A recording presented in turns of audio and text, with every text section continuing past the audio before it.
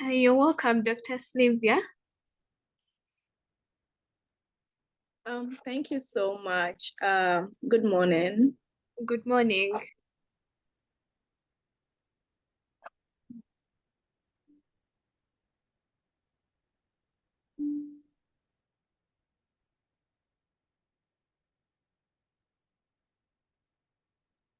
How has the session been going so far? The session has been going on well. We had the first facilitator, and then we went for a break, so we were waiting for you. But it has been Oh, okay. Mm. Oh, okay. So can I share my screen and start then, or are folks still on break? No, actually, it's 10:45. It's 10:50 actually. We had to start at 10:45, so it's okay. You can share. Okay, great. Just a second. Okay.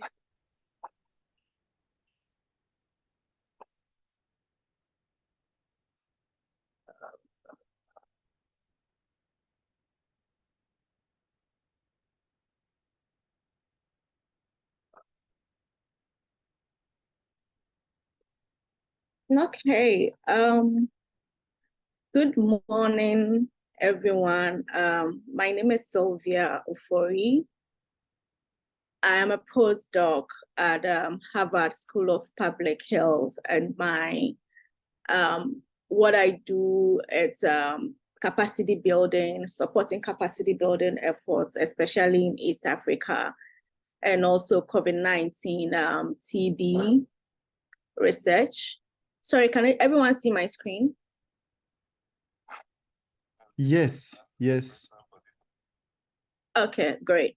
So for this first presentation, I'll be talking more about the SIR model, and my goal is to make this as interactive as possible. So I may call people at random to share their thoughts or respond to questions. So please be on the lookout. Okay, so this presentation, or the content of this presentation, is actually adapted from a training program we recently implemented in Rwanda, and the website is here just in case folks are interested in learning more about that training as well. And for this presentation, my goal is that at the end, we would understand how to design the SIR model, incorporate parameters into the model, and understand how to interpret or extract insights from basic output of the SIR model.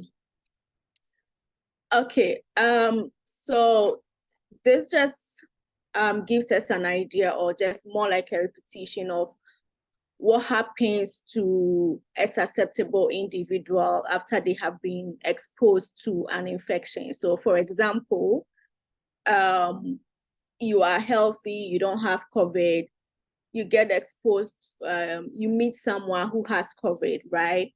So over time, there's a replication of the viral load. So when you become very infectious, and then the viral load declines over time.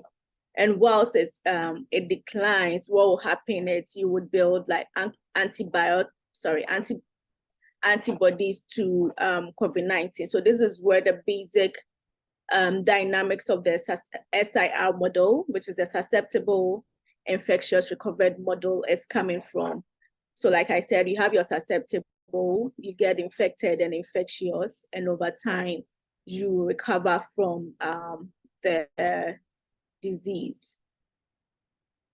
So for the concept of the SIR model, so remember, assuming we are all in a classroom now, we are all susceptible to a disease. We've never had a disease, we are at risk for that specific disease. And then one person is introduced into the classroom who is infectious. The person has the disease and they are able to transmit it to other people. So depending on the basic reproduction number, which is on average how many people an infectious individual is able to infect in a susceptible population. With time, the transmission grows. So, for example, here we are assuming that the reproduction number is 3. So, in the first generation of the transmission, you have that infectious individual infecting 3 people. And in the next generation, you have the 3 newly infected people infecting others.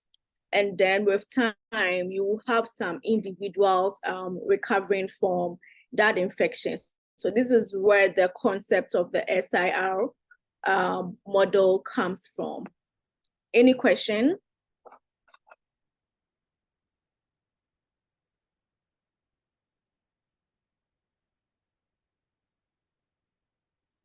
Okay, if I'm going to call on Caroline Maureen. Caroline, can you give an example of a disease and try to explain the dynamics of the disease using the SIR model from the concept that I've just described?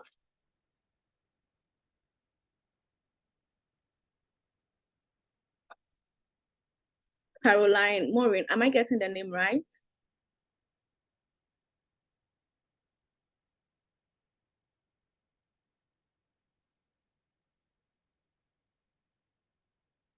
How about Brian Mushabi?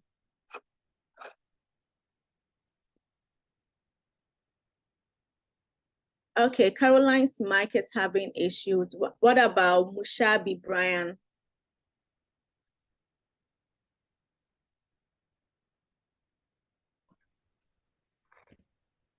Anyone? I can try. Okay, do you mind mentioning your name? Okay, before. Yeah, that's okay. My name is John Gitau and I'm from Kenya. So maybe okay. To give an example of a disease, as you have asked, I will talk of malaria. So I would say maybe the susceptible population are the people in malaria endemic areas. For example, in Kenya, we'll talk about the western region and also the coastal part of the country. And once the susceptible people come in contact with the infectious Plasmodium parasite, they will start exhibiting malaria symptoms. So they will move from the susceptible compartment to the infectious compartment because they are presenting the clinical characteristics of malaria. So now they belong to the second cohort. Then after being infectious, and maybe they go to the hospital and they're given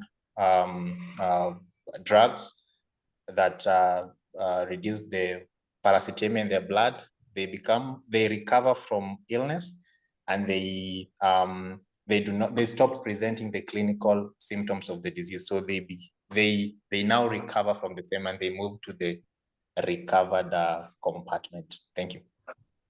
Amazing. Thank you so much. Yeah, so that would be how, if you want to explain the dynamics of malaria in the very basic SIR format, that's exactly how it could be explained. Thank you so much. Sylvia, can I also add something? Please mention your name then. Oh, Abel. Okay. This is Abel. I just want to give the scenario that many of us know, and that is the COVID-19 pandemic. So as of March 2020, for Uganda, all the 42 million people were susceptible to getting COVID-19. So in other words, we are in the susceptible compartment, which is the S. Now, by June 2020, around 500 Ugandans had got COVID-19. So that means that the 500 Ugandans had moved into the infectious, not infectious per se, There would be in the infected compartment, but to bring the infectiousness is that there are people who had COVID, although they were symptomatic. They were asymptomatic. They were not showing signs and symptoms. But if you could get in contact with them, or if they could touch surfaces, they could be infectious. They could transmit the virus to you.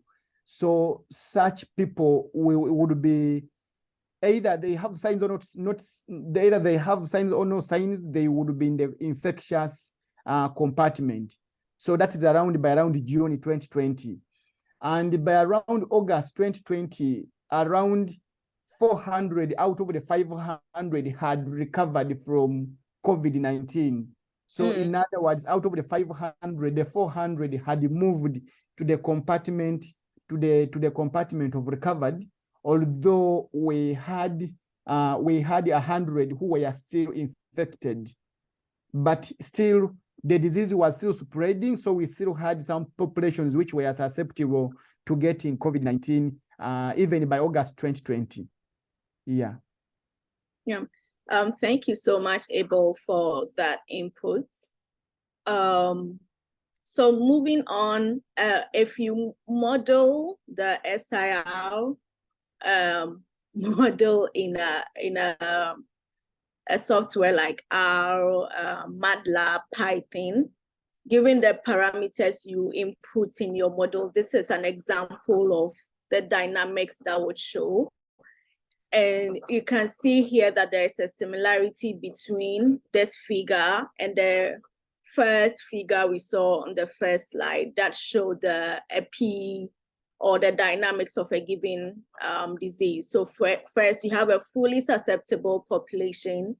Then after introduction of an infectious individual and more transmission in the population, you have the number of people being infectious go up.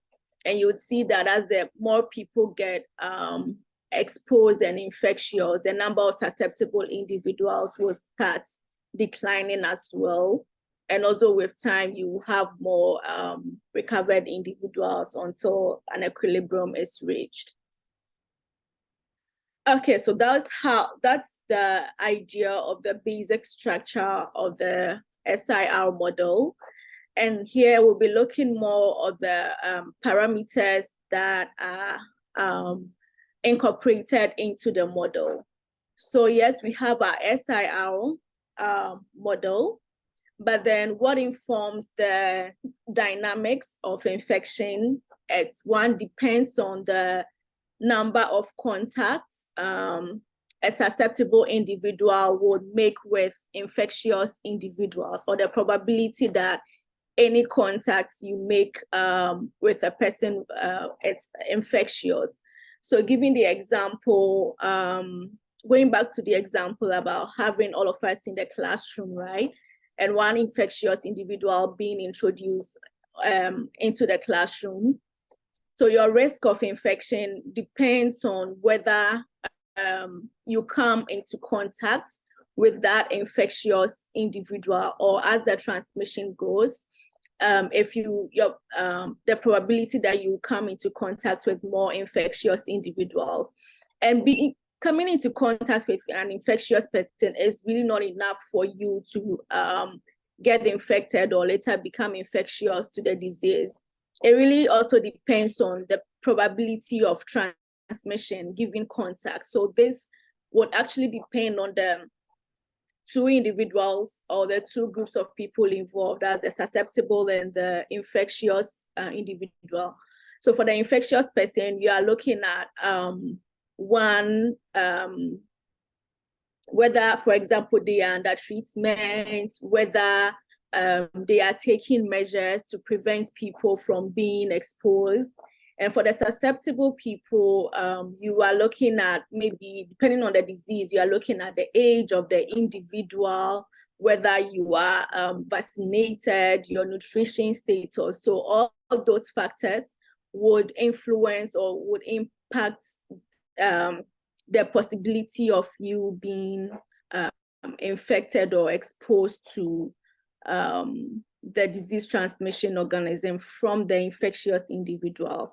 And we also have the recovery rate, which it's the inverse of the mean infectiousness period. So, for example, if from the time an individual is infectious to they are recovered, it's let's say 10 days, then the recovery rate will be 1/10. Any questions on this slide?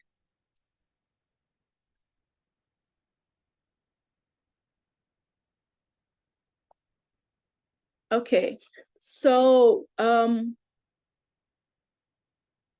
ideally, you would have the probability of infectious contact or the number of contacts you make is usually represented by the parameter K, and the probability of transmission given contact is the small letter B.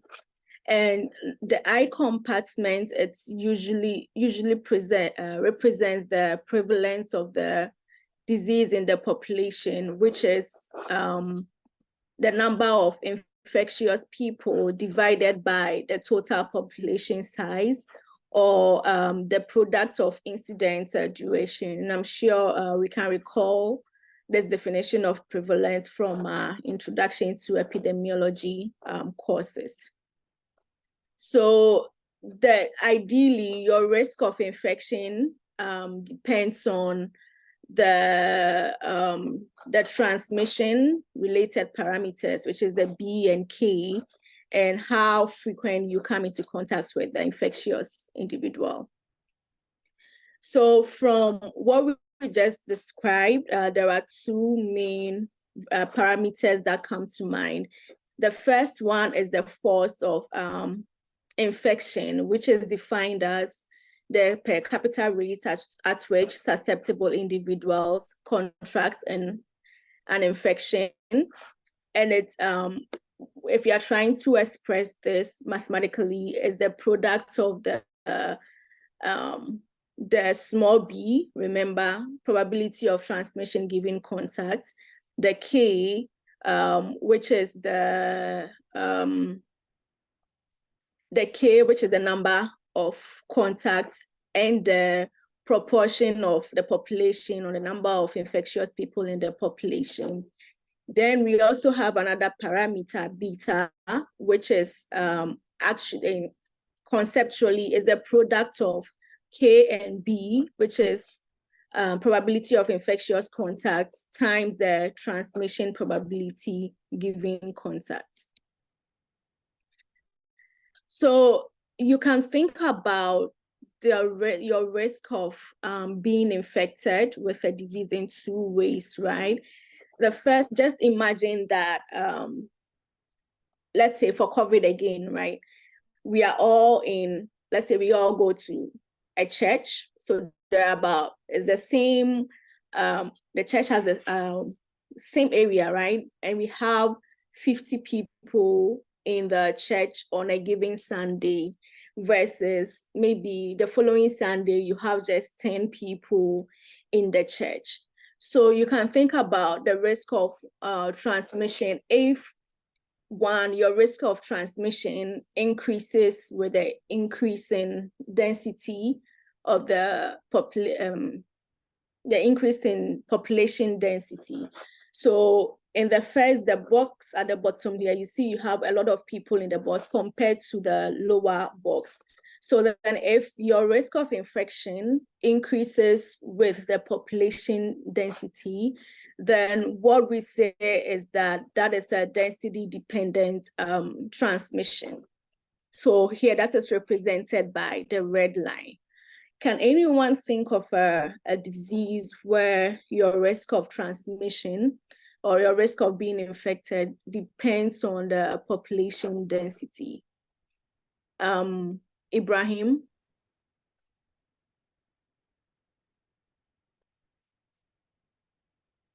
COVID-19. Sorry, please mention your name, then respond to the question. This is Brian. I said COVID-19. Okay, can you explain why COVID-19 would be a great example? Because I think if you have COVID-19, a single expulsion or a sneeze by someone who is infected can affect so many people, given the number of people that are around you. And it can actually be seen from the demonstration of the picture you have shown. Mm-hmm.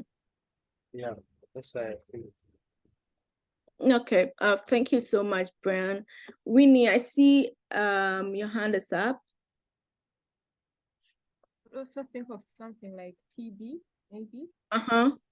More infected people on the ward, they increase the risk of infection within the staff members from this ward. Amazing. Thank you so much, Winnie and Brian. Yeah.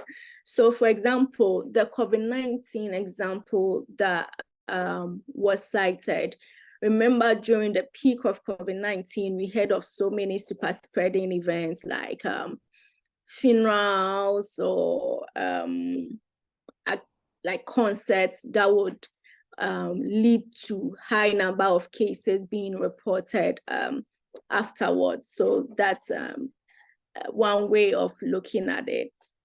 So if your risk of infection does not depend on population density, then we are looking at a frequency dependent model. And people would often cite sexually transmitted infections as example. So for example, if you go to a club and you have whether you have 50 people or 100 people, it really doesn't matter, doesn't influence like who you end up having like sex with to lead to the STI. So that's how to think about the frequency dependent model. But I would want to mention that like in reality, it's really difficult for people to differentiate between the two concepts of risk of disease transmission. So for example, even though we've explained COVID-19 as being an example of a density dependent transmission, there are some researchers who would prefer to define it as a frequency dependent transmission. And also most people think that for the density dependent transmission, it's best to use this for animal related diseases. Okay, so still on a density and the frequency dependent model, you want to think about how this will be incorporated into an SIR model. So if you have the force of infection being proportional to the prevalence of a disease in the population, then you are thinking of a frequency dependent model. And here the force of infection is independent of the population size or population density.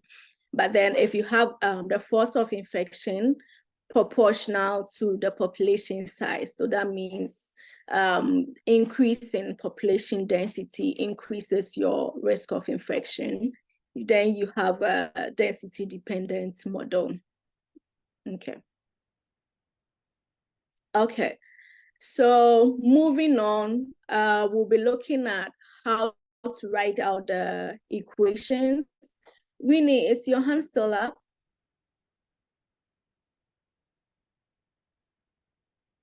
Okay.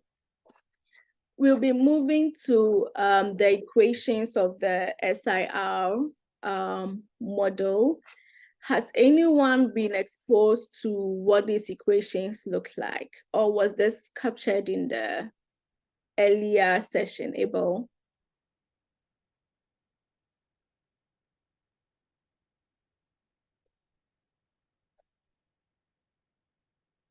Abel, did you touch on this in the earlier session?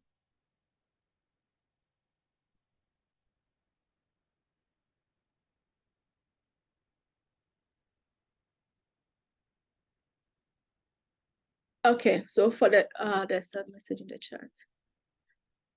Okay, I see some of us have. So Dennis, would you attempt the equations of the SIR model? Dennis Mawanda.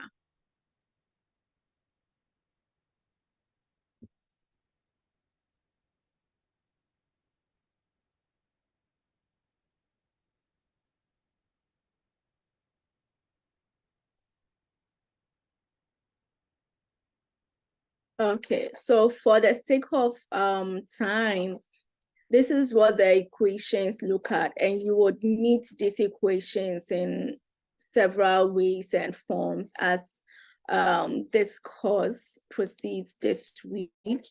So conceptually, this is what it means. So the rate at which individuals move from the susceptible compartment to the infectious compartment, it's the product of the force of infection, which is beta I, and the number of susceptible individuals in the population. So you have the new infections entering the I compartment. And like we explained before, with time, these individuals will move from the I compartment to the R compartment, which is represented by the gamma I. And gamma here is the recovery rate. Then the newly recovered individuals would move to the recovered compartment. So this is just a summary or a reminder of what we've already discussed. So as a summary, you can define S as the number of susceptible individuals. They don't have the disease. When they come into contact with an infectious person, then they could probably become infected and infectious. And you have those in the I compartment, which is the number of infectious individuals, and they are able to transmit the infection to susceptible individuals. And then we have those in the R compartment. That's the number of recovered individuals, and they have recovered from the infection and ideally cannot be infected again. So I have a quick exercise for us to understand how or what insights we can draw from a given model output. So here we have a simulation of a simple epidemic using the parameter values and the state variables below. Would someone attempt to answer on what day does the outbreak peak? Looking at the figure below, on what day do you have the highest number of cases being reported, or approximately on what day? Victoria Nakalanzi.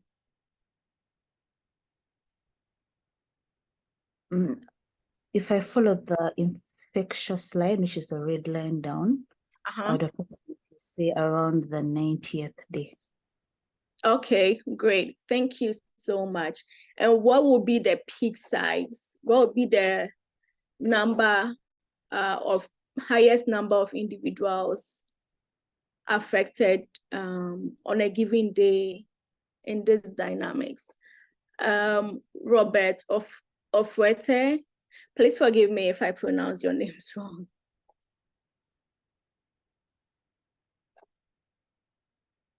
Please pardon, what was the question again?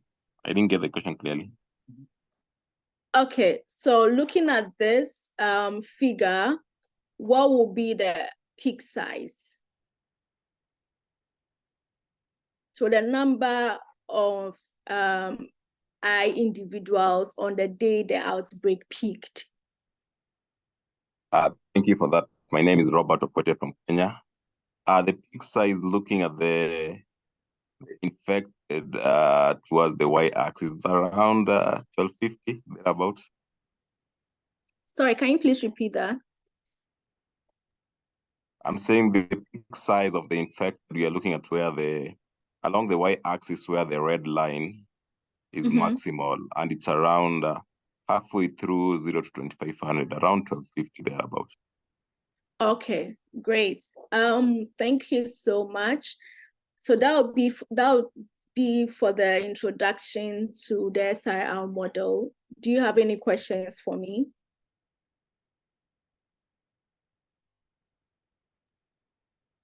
Thank you so much, Sylvia. This is Brian Shaga from Uganda. In your model, you didn't consider anything like natural death from your components, whether it's susceptible, infectious, and sorry, can you please speak up? I can't hear you. Can you hear me now? Yes, I can hear you. I was saying, this is Brian. Okay, Brian. And I wanted to ask, in your models, rather in the model you showed us, the SIR model, you didn't consider natural death. Why did you consider natural death in any of your compartments, whether susceptible, infectious, or recovered? Okay, so if I get you right, you are asking why we didn't consider natural death? Exactly. So that is deaths from other causes rather than the disease we are looking at. I don't do it. Sorry. So if you say natural deaths, you mean death from other causes, not related to the disease and the discussion. I thought even if you have any disease, regardless of the disease under consideration, natural death is inevitable.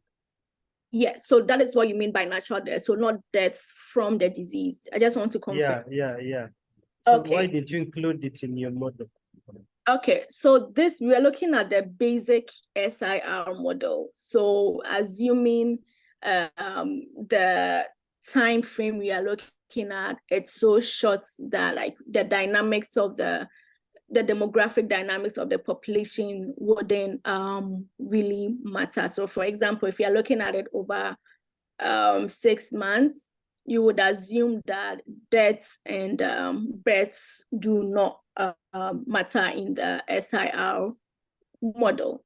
But then this SIR model, they can be, you can modify it in several ways to respond to whatever question you're looking at. So you can extend this and introduce the death from other causes. You can extend it and have like a whole death compartment to track deaths from the specific disease you are looking at. You can also introduce birth into the model. So it really depends on what you are looking at. So this is just like the basic SIR transmission model. It is like when you are being introduced to an SIR model. And I believe that in other presentations, you'll be exposed to various ways of introducing complexity into the SIR model. Does that answer your question? Yeah, that is clear, Sylvia. Thank you so much. You are welcome. Winnie, do I have a hand up? Yes, Sylvia, thank you so much for your presentation. I had a question on the slide. Like slide 4 showing something how to do something intervention, but I didn't see how you tackled it anyway. Can you hear me? No, can you please repeat your question? If you could show slide 12, and I think the last slide which has the graphs, the title of the slides you did not it was something about intervention or something like that, but I didn't hear anything about them. Just a second. So this is, you said slide 12. Yeah. Slide 12. What was your about the heading of that slide? I didn't hear any talk about it. If you could project again, maybe I would. Okay, I thought I was still projecting. Just a second. SIR model. Can you see my screen? Is it this? Yes. Did you say slide 12? I think it's, maybe go to the next one. The last one,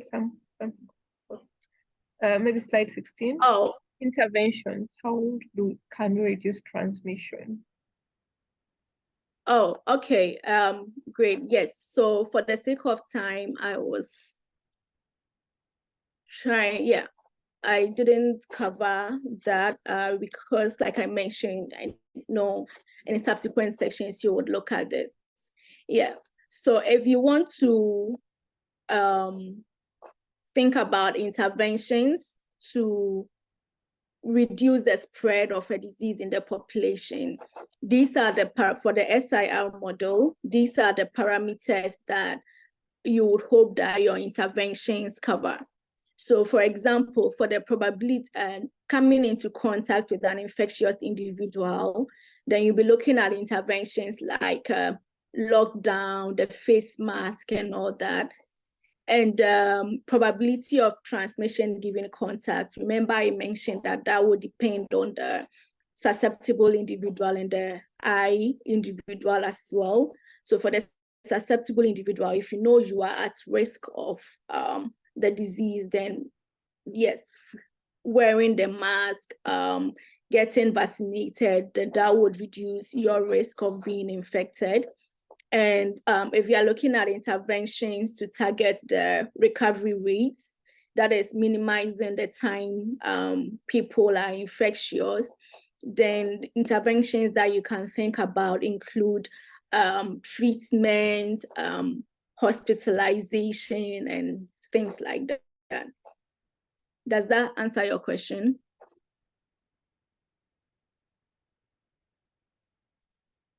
Winnie, does that answer your question? Yes, thank you very much. You're welcome. So I see a question in the chat. Apart from how the disease is transmitted, how else would you differentiate between a frequency or density dependent model? And this is a great way of differentiating and looking at how they contribute to the force of infection. So remember from this, you can see that the total population size is not included in the equation for the force of infection for the density dependent model, but it is in the frequency dependent model. And remember what I said, that in reality, it's quite difficult to differentiate between those two. Okay, I hope I haven't missed any questions. Sylvia, there is one from Jean. Okay, from Prose and myself. But let's Prose go first. Doctor, Okay. I have a question on the slide that was showing contacts. The slide that was where explained about the basic reproductive number. Maybe if you could share your Okay. Let me share. Abel, are we good on time? Yes, we are okay with time. We are doing well. Okay, that's good then.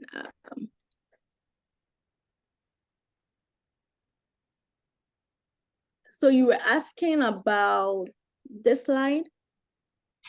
The next one. Yes, the next one. Okay.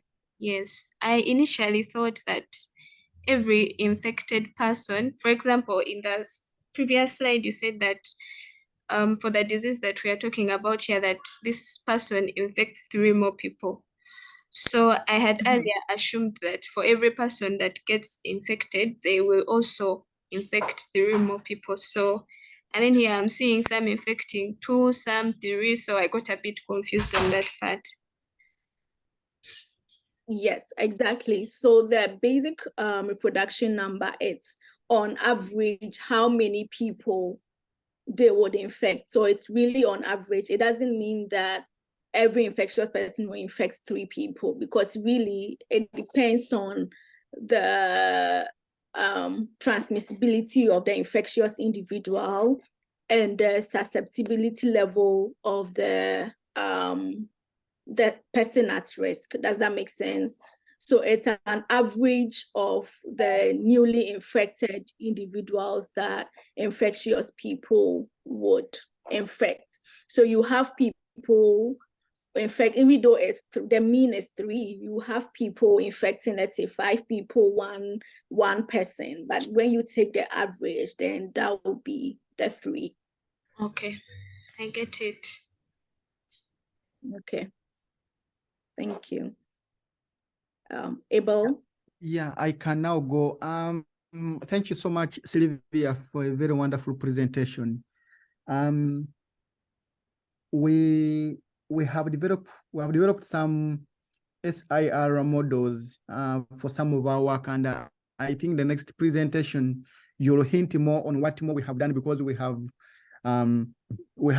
additional compartments we have added in as well. But I just wanted to pick from you how can we navigate the limitations of SIR models when we are preparing for public opinion, for policymakers' recommendations, or when we are preparing our materials for peer review publications.